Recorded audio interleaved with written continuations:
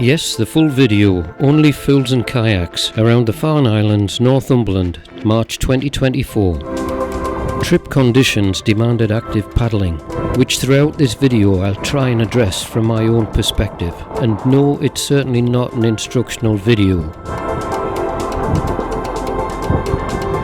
The beautiful Farne Islands, teeming with wildlife, are only 70 miles from my home, so I'm very fortunate to have a kayaker's delight of around 20 tidal swept islands right on my doorstep. North of Newcastle, the islands lie up to 5 miles off the Northumberland coast at around 6 miles southeast of Holy Island. A tiny weather window in the eye of a low pressure and occluded front required an early start to ensure we were off the water before predicted stronger winds and rain squalls arrived. With a northerly ebbing tide, we chose our parking and start point at St Aidan's Dunes, just north of Seahouses. 5 experienced paddlers gathered. Others had seen the forecasted small weather window and chosen other activities at home. St Aidan's, not my favourite launch point as it requires a trolley run through the dunes.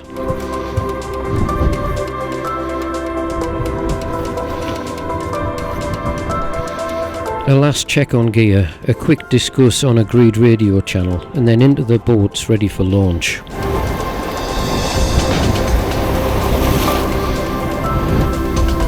With only small surf today, timing wasn't as critical to ensure a dry launch.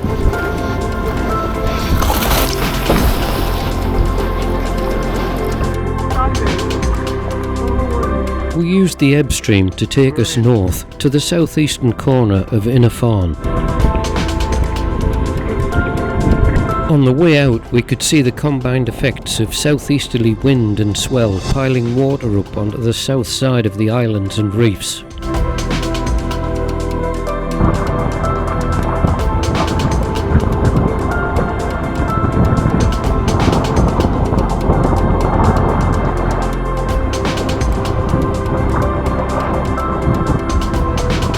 Active conditions as reflected waves and chop were producing some lovely clapotis conditions, requiring a keen eye seaward and staying loose at the waist to allow the boat to move underneath whilst staying upright.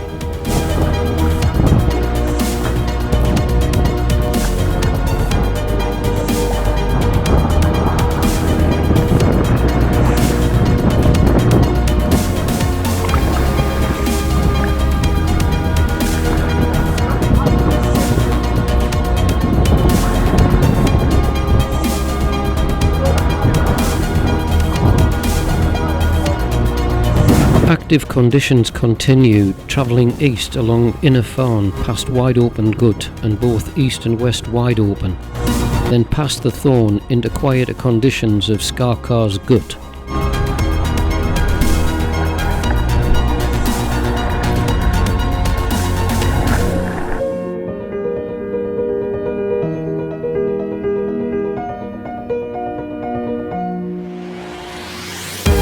Once clear of Little Scarcar, we headed out across Staple Sound, compensating for the ebbing tidal flow by heading right of Staple Island.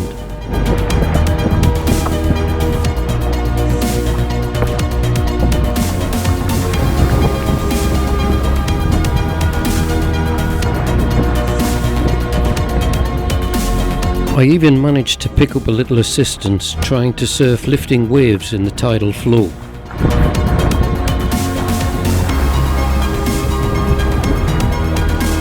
Nearing Staple Island, we started to experience active conditions from the wind, swell and tide piling up on the southwest corner as it swept around into Staple Sound.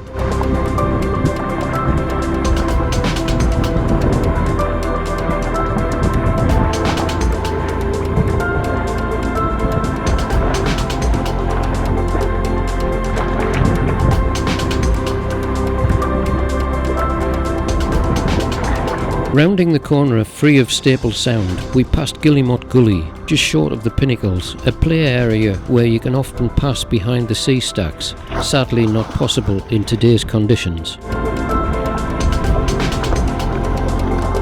Active paddling in these conditions can often require the odd support stroke, which can range from a slight pressure on the back of the paddle blade as it exits the water to low brace, or even more extreme, high brace, which most folk try to avoid these days.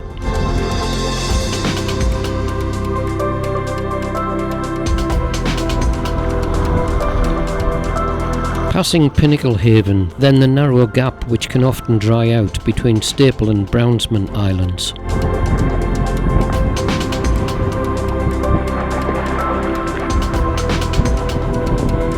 Rounding Brownsman's southeastern point, we enter calmer water as we head up towards the cluster of islands including Roddermund Green, North and South Walmsies, Little and Big Harker and the Blue Caps.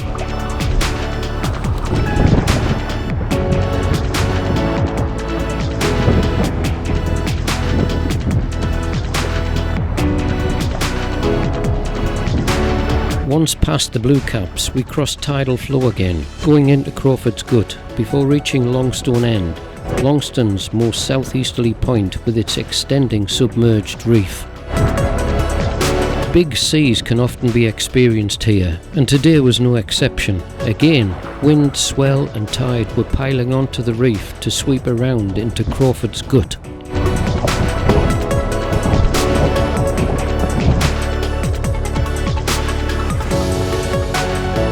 Swell-lifted waves over the reef and wind-blown waves caused irregular awkward breaks off the top of those waves.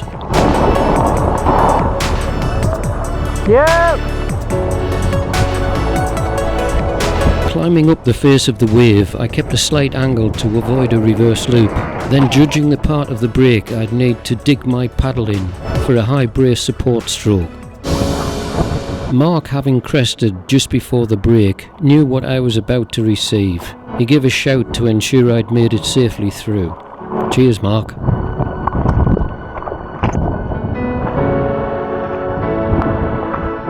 These conditions continued around the entire southeastern side past Bradder and the Hopper. There was one broke right on top of me. Didn't get me cap though. Thankfully, the encounter hadn't claimed my new kayaking cap, as I was still in mourning after losing my famous old cap the previous week, after kayaking with me unscathed for over 8 years. We continued up the east side of Longstone, deciding against a play over Kniveston, the most easterly island in the group, as we needed to keep going, aware of the strengthening wind and rain squalls later. Rounding Longstone's northern hares, then down to our lunch stop at the tiny beach at Longstone Lighthouse.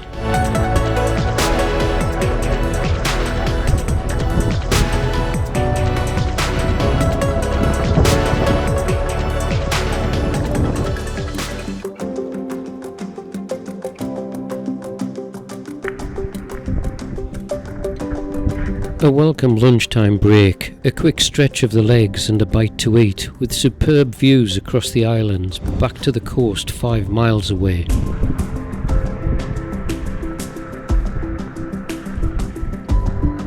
Our usual play area in Knivestone's strong tidal race. Kniveston looks quite benign actually.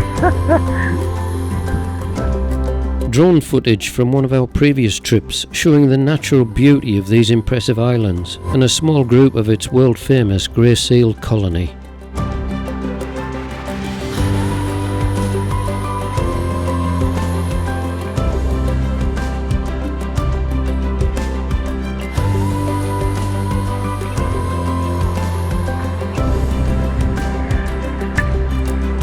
You want to push off, Will? Setting out again, we opted for a run along the quieter northern shores of the islands to complete our tour.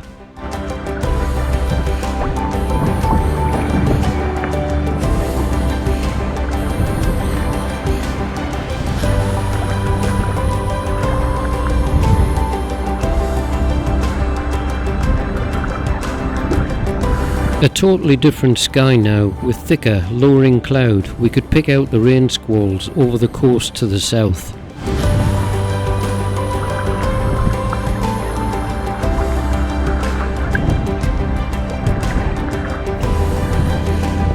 We travelled through a changed Piper's Gut, normally another great tidal race play area with higher water and a good flood tide. Passing some of the many groups of grey seal hauled out, being mindful not to disturb, but even at this great distance, some insisted on taking to the water to check us out. Others simply laid there, acknowledging our presence as we quietly passed, unable to avoid them this time.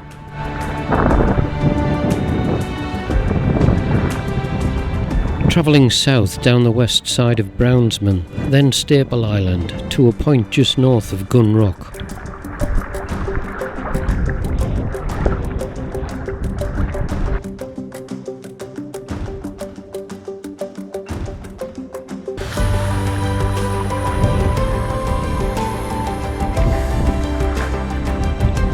We crossed the northern end of Staple Sound as we made our way towards the northern end of Inner Farne.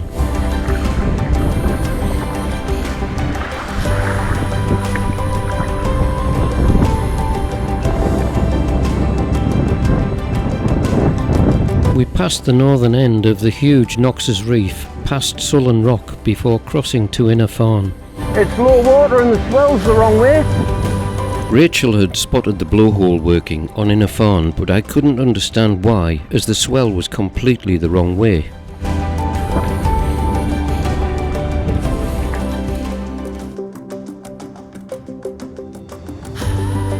But Rachel was absolutely correct. A slight swell was indeed present even on this side of the island. The long narrowing cleft of Churn Gut, with its arch and vertical opening at the back, compresses any swell forced into the gut, sending it vertically skywards to a height often exceeding 60 feet, visible for miles along the coastline. No, I thought it was the far side.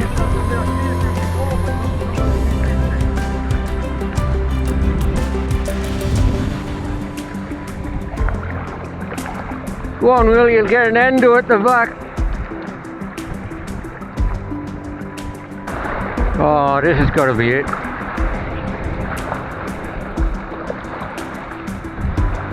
Woohoo! The seaweed came up there. Problem is with the camera, it's exposed for the sky, you know, when you got it up there. So you don't actually see the white. Playtime over. Although very enjoyable, not as impressive as it is with a good northerly swell running straight into the churn.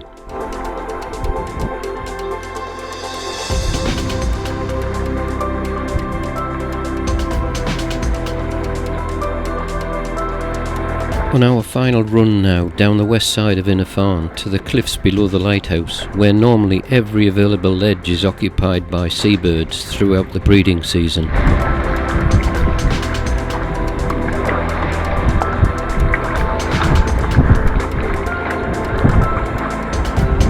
Normally the air is filled with a cacophony of noise from the jostling birds, but today it was silent with empty ledges.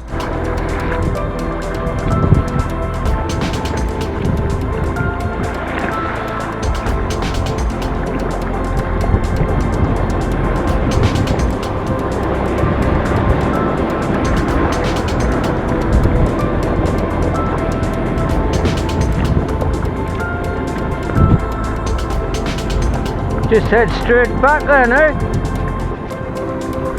We missed that rain mark. Leaving Inner Farne now, the lowering sky was producing rain to the south further down the coast.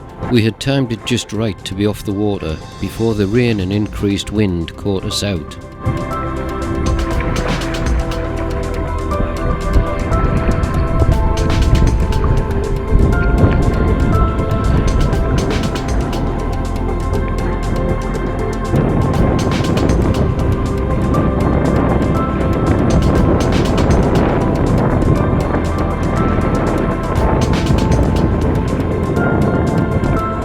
Final run in through the surf to end an absolutely superb day in excellent conditions around our local island gems with a great group of paddling friends.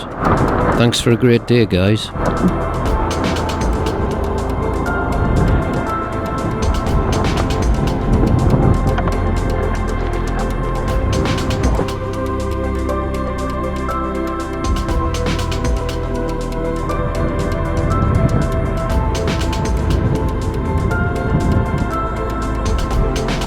manage, Ross? Do you want a hand?